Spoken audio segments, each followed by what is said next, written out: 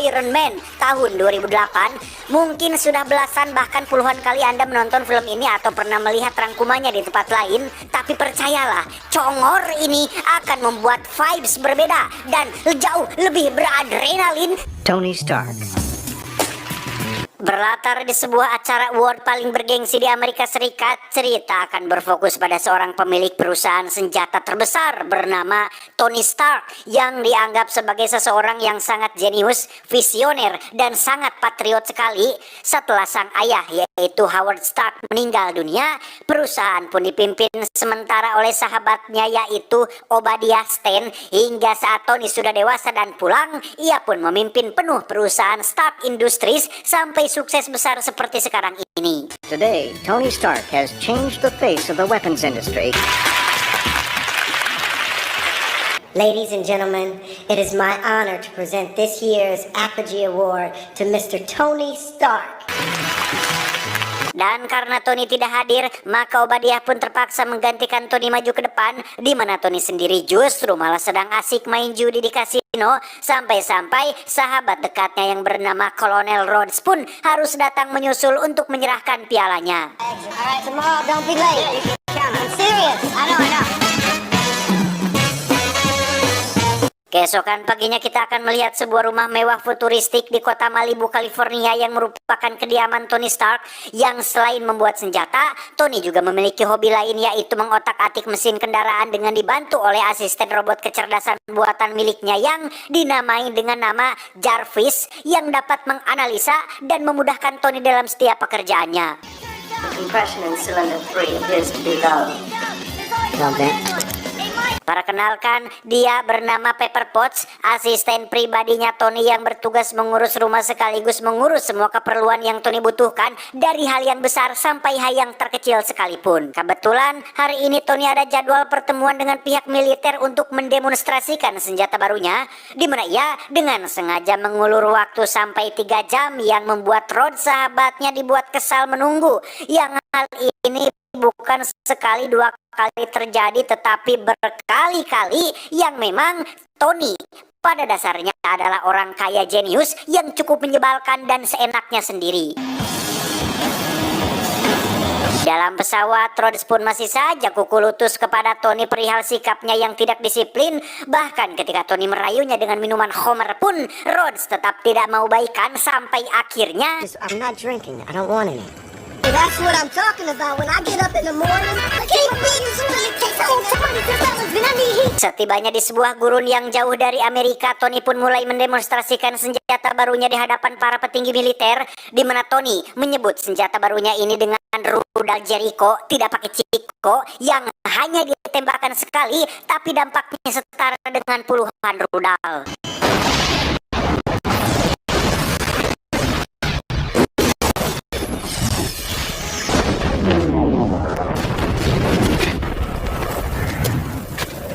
Alih-alih pulang ke pangkalan naik pesawat, Tony memilih ikut bersama para tentara naik Humvee atau mobil jeep khusus militer yang dalam sepanjang perjalanan, Tony pun bercandaria dengan para tentara, bahkan foto bareng dengan mereka.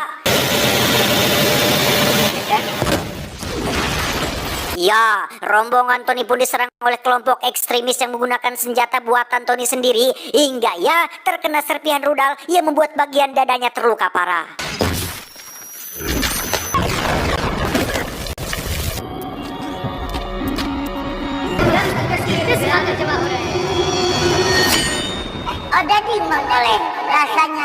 Disinilah Tony sekarang disekap oleh kelompok ekstremis di dalam gua yang menamai diri mereka dengan kelompok 10 rings atau 10 cincin, di mana Tony sendiri harus menenteng sebuah aki yang tersambung ke dadanya yang berfungsi sebagai magnet elektromagnetik untuk mencegah serpihan rudal menyebar ke bagian jantungnya.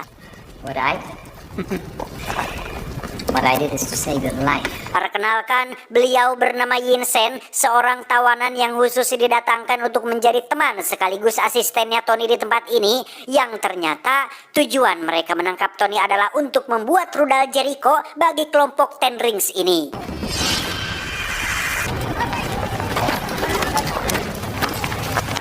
من أصدقائنا رؤساء الأمريكان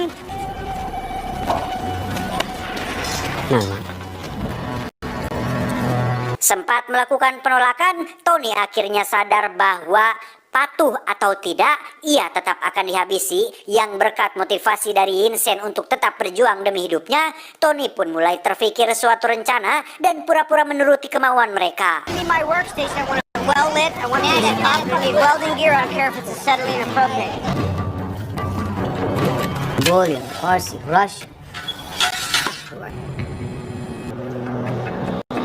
You get that basura?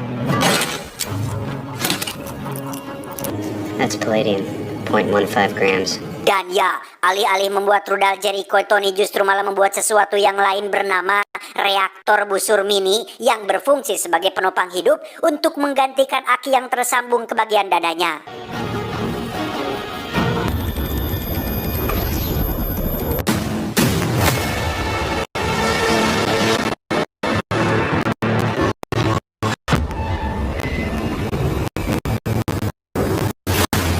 Dan inilah tiket keluar mereka berdua, sebuah rancangan baju jirah yang Tony buat sendiri, di mana Tony langsung bekerja siang dan malam dengan memanfaatkan barang-barang yang sudah disediakan oleh kelompok tersebut.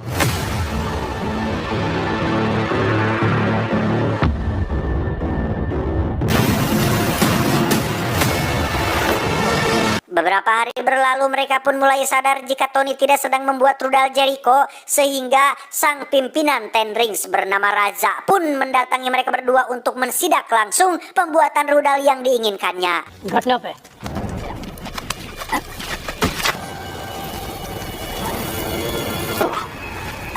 So?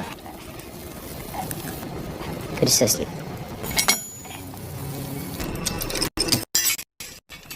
Tak punya banyak waktu, Tony pun mempercepat pembuatan baju besinya, di mana untuk pertama kalinya Yinsen menjadi orang yang pertama kali melihat bentuk topeng sang legenda dan menjadi saksi akan awal mula terciptanya sang superhero yang mendunia.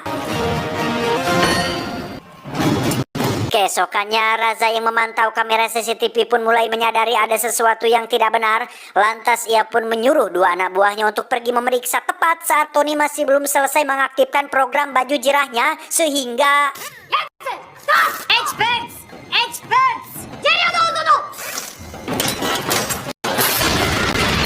Berkat peledak yang terpasang pada pintu, dua anak buah Raza pun langsung tiwas seketika. Namun itu belum cukup untuk memberikan waktu kepada Tony menyelesaikan programnya, sehingga tak ada pilihan lain. Yinsen pun terpaksa mengelur waktu dengan maju sendirian menyerang mereka semua.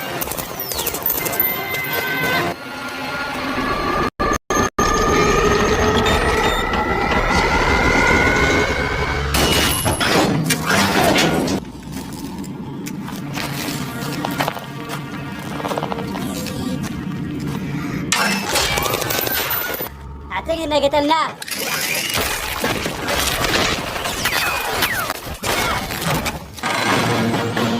Dan ya, Tony dengan baju besinya pun langsung membabi buta menyerang tiga penjahat, di mana sisanya memilih kabur dan menutup pintu keluar. Tapi tiba-tiba...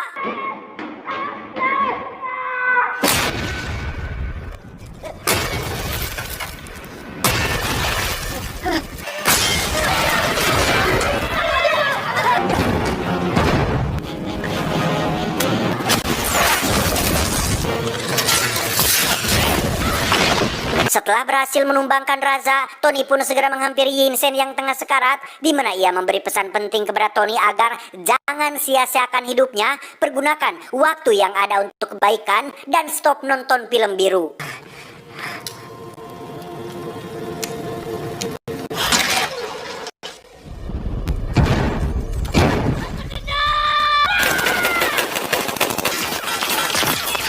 My turn.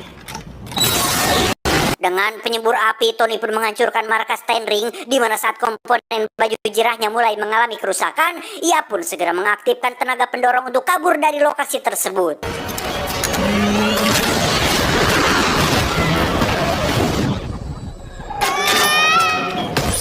Tony pun mendarat di gurun pasir yang setelah 2 jam berjalan kaki, Rhodes dan pihak militer pun akhirnya datang untuk mengevakuasinya.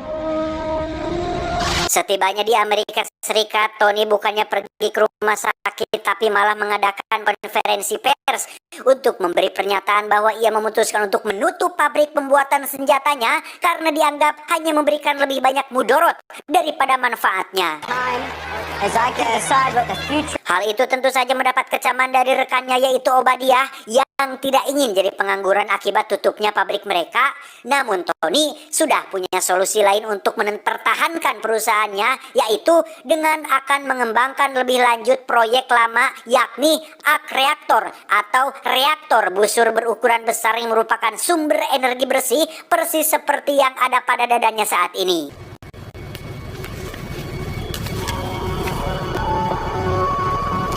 I want you to promise me that you're gonna lay. Beberapa waktu berlalu setelah saham perusahaannya merosot drastis gara-gara pernyataan Tony pada jumpa pers tadi, ia kini sudah membuat reaktor busur mini yang baru untuk menggantikan versi yang lama yang ia buat ketika di gua, di mana Pepper diminta untuk membantu menukarnya dengan yang baru, yang hal itu cukup membuatnya deg-degan. In the socket, well, it's causing a little bit of a shortage. Fine. Is that so hard? That's fine, eh? I can. Karena Tony tidak suka dengan nostalgia dan tidak pernah menyimpan barang lama, ia pun menyuruh Pepper untuk membuang dan menghancurkan reaktor busur mini versi lamanya. Beralih ke gurun pasir, Raza ternyata masih hidup dan berhasil menemukan puing-puing armor buatan Tony. Entah apa yang sedang ia rencanakan, Raza pun membawa armor tersebut ke markas barunya untuk diteliti lebih lanjut.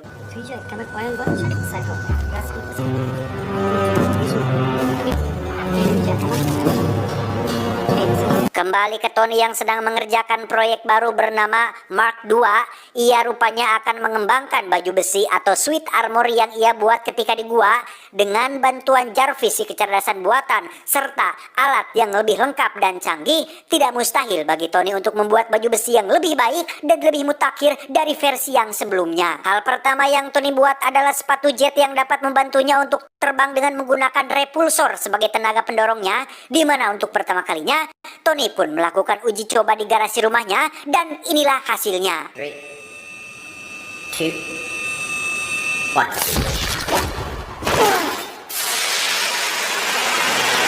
Selanjutnya, Tony membuat bagian tangan untuk baju besinya yang juga dilengkapi dengan repulsor atau sejenis bulatan cahaya yang dapat mengeluarkan semacam mungkin sinar laser persis seperti pada bagian sepatu di uji coba sebelumnya, yang karena semuanya masih dalam tahap awal uji coba, maka Tony kerap kali melakukan kesalahan yang cukup lumayan menyakitkan.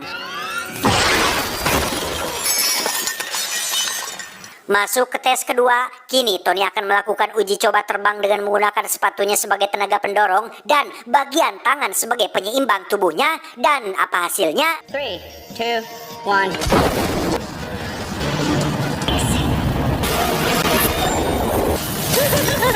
Ya, Tony berhasil mendapat kemajuan alias bisa terbang meski masih dalam tahap awal, di mana ia langsung membuat baju pelindung besi bagian luarnya dan menggunakan Jarvis sebagai asisten pribadi untuk baju besinya tersebut.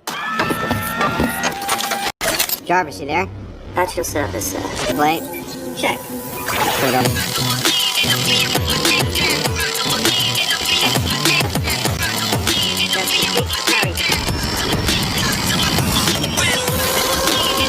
Dan ya, untuk pertama kalinya dalam sejarah Tony menjadi orang yang pertama terbang tanpa menggunakan pesawat konvensional, di mana ia ingin mengalahkan rekor ketinggian pesawat bersayap dengan terbang naik terus ke atas hingga...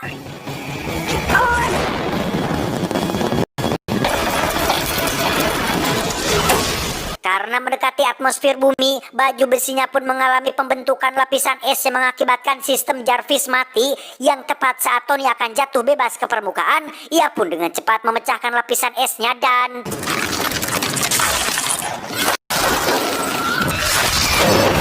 Kill power.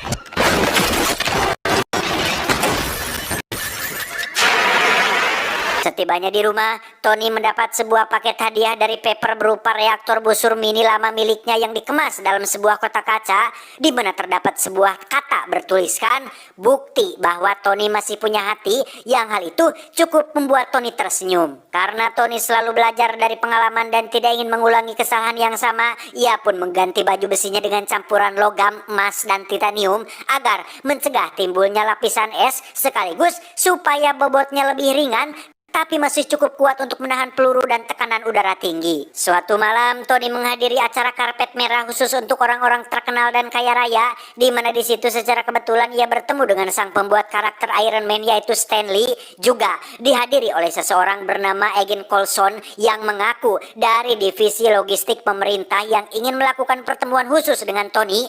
Namun karena saat ini ia sedang sibuk, Tony pun membuat janji pada hari Sabtu tepat di pabrik senjata miliknya. Tak lama, Tony pun dihampiri oleh manusia lain yang merupakan seorang jurnalis yang ingin menunjukkan foto-foto tentang senjata buatannya yang dipakai oleh kejahatan kemanusiaan, yang ternyata tanpa sepengetahuan dan izin dari Tony, Obadiah dan dewan perusahaannya sudah lama menjual senjata kepada para oknum penjahat termasuk kelompok Ten Rings, sehingga hal itu menimbulkan penderitaan bagi sebagian orang yang bernasib malang.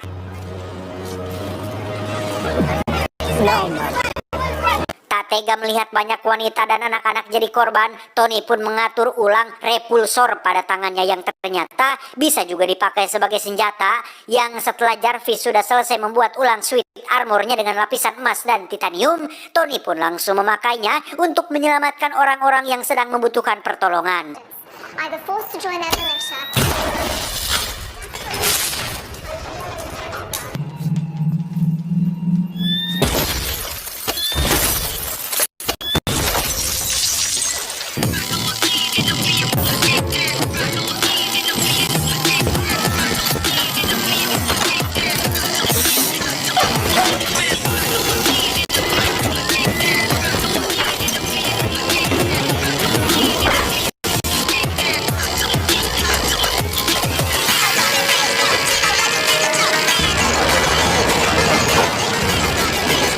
Di saat bersamaan, kita akan melihat kekejaman dari kelompok Ten Ring yang sedang menghancurkan banyak sekali desa serta menangkap para laki-laki sehat untuk dijadikan pasukannya, di mana seorang ayah menolak ikut bergabung karena tak ingin berpisah dengan istri dan anaknya, sehingga para penjahat ini pun memutuskan untuk menghabisinya, tapi tiba-tiba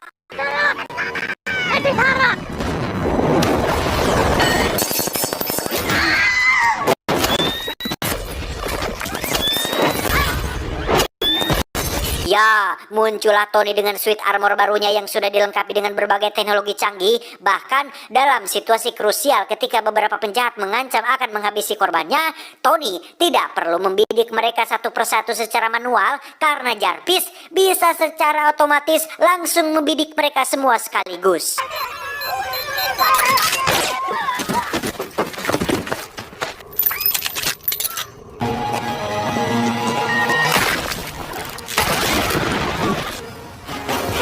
Saat sedang mengudara menuju arah pulang, Tony tiba-tiba diserang rudal yang membuatnya jatuh ke permukaan, yang jika mereka, para penjahat ini menganggap Iron Man bisa mudah untuk dikalahkan, maka mereka sudah salah besar, karena selain anti peluru dan bisa terbang, baju besi Tony juga sudah dipasang dengan persenjataan lengkap yang siap menghancurkan apapun dalam kondisi apapun.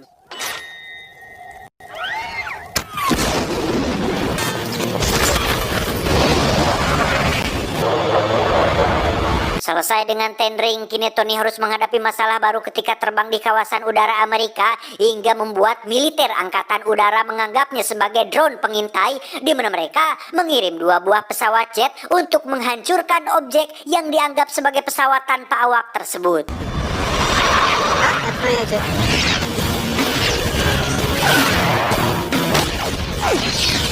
He just looks supersonic. I gotta run.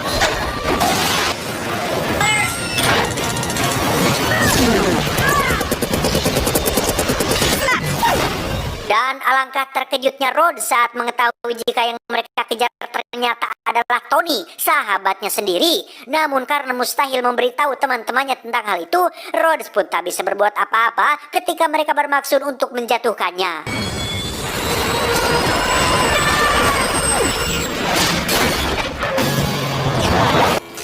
I designed this to come off, so Setelah kegaduhan yang sempat Tony buat, Rhodes pun mau tidak mau harus melakukan jumpa pers untuk memberi pernyataan agar kejadian ini tidak jadi rame, di mana Obadiah yang menyaksikan berita itu nampaknya sudah mengetahui tentang kejadian yang sebenarnya. Or what intervened, but I can assure you that the Dan Anda mungkin akan terkejut saat mengetahui jika Obadiah melakukan pertemuan dengan raja di markasnya, yang ternyata dalang dibalik penculikan Tony tempo hari tidak lain dan tidak bukan adalah idenya si Obadiah ini, yang sudah jelas alasannya adalah ingin menguasai pabrik senjata Stark Industries. Namun setelah mendengar kabar tentang baju besi buatan Tony yang ia buat di dalam goa, Obadiah menjadi tertarik dengan hal itu dan berniat untuk menciptakan baju besi yang serupa dengan mengambil contoh dari baju besi Persia lama alias Mark I yang sudah dikumpulkan oleh si raja ini. Disinilah watak asli Obadiah akhirnya diperlihatkan ketika ia dengan liciknya melumpuhkan syaraf raja menggunakan alat lama ciptaan Tony yang sempat ditolak pemerintah, di mana ia juga membantai semua pasukannya dan pergi membawa serta Mark I bersamanya. Alright, let's finish up here. Kembali ke Tony yang sedang sibuk di tempat kerjanya, ia meminta bantuan Pepper untuk mengambil seluruh data terbaru perusahaannya setelah Tony mencurigai jika Obadiah ada main di belakangnya. Yang setibanya Pepper di lokasi, ia pun segera membuka folder rahasia milik Obadiah yang di situ terdapat sebuah rekaman video penculikan Tony, sehingga Pepper akhirnya sadar jika dalang di balik penculikan itu adalah Obadiah, orang terdekatnya Tony sendiri. So,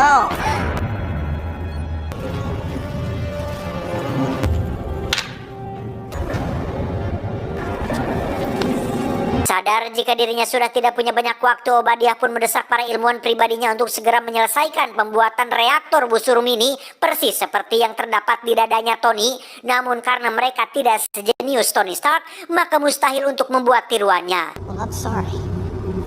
I'm not Tony Stark.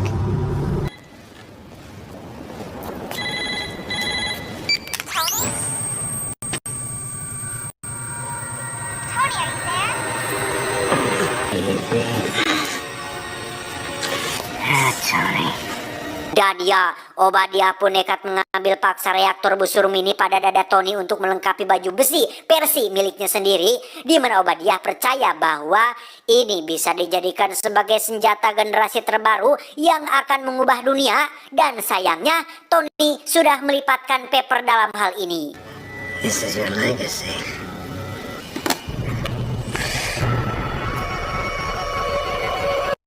Tak lama setelah Obadiah pergi, Tony pun merangkak menuju garasinya untuk mengambil reaktor busur mini lamanya, yang untungnya Pepper tidak jadi membuangnya.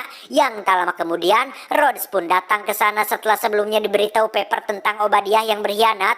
Yang setelah Tony sudah pulih, ia pun bergegas pergi menyelamatkan Pepper, sementara Rhodes sempat melihat ke arah baju besi Mark I dan berkata, Next time, baby.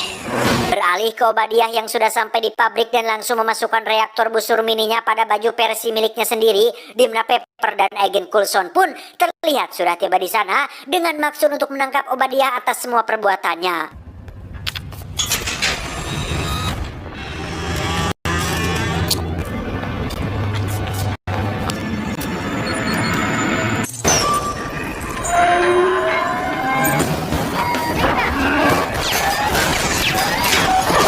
Dan ya, Obadiah aka Ironmonger pun langsung menyerang agen Coulson dan anak buahnya, di mana Pepper sendiri berhasil kabur keluar dari pabrik. Tetapi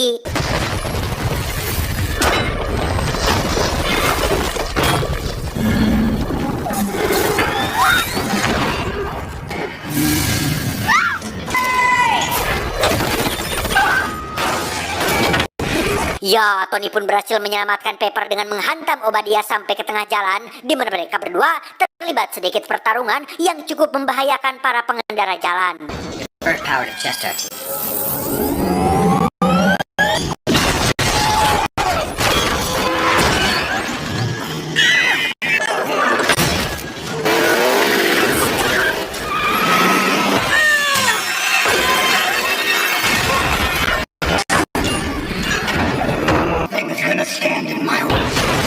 Tak ingin memakan korban jiwa yang tidak bersalah, Tony pun terbang tinggi ke langit setelah mengetahui jika baju besi milik Obadiah tidak dilengkapi dengan pencegah lapisan es, sehingga ia pun menjadikan hal itu sebagai celah kelemahan untuk mengalahkan si Obadiah ini. Might want to look into it. Setibanya di atas gedung reaktor busur pabrik miliknya, Tony pun melepas satu sarung tangannya karena dikira sudah selesai, tapi ternyata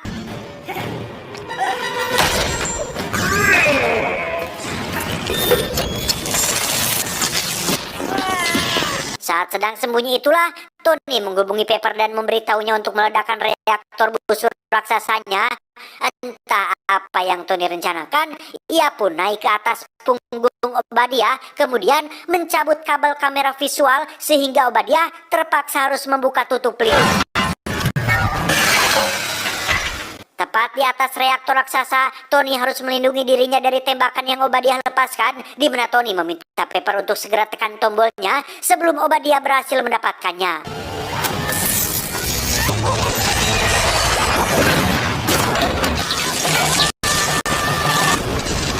Obadiah pun kesetrum dan jatuh tepat ke dalam reaktornya hingga meledak, sementara Tony berhasil selamat yang ditandai dengan reaktor pada dadanya yang masih menyala.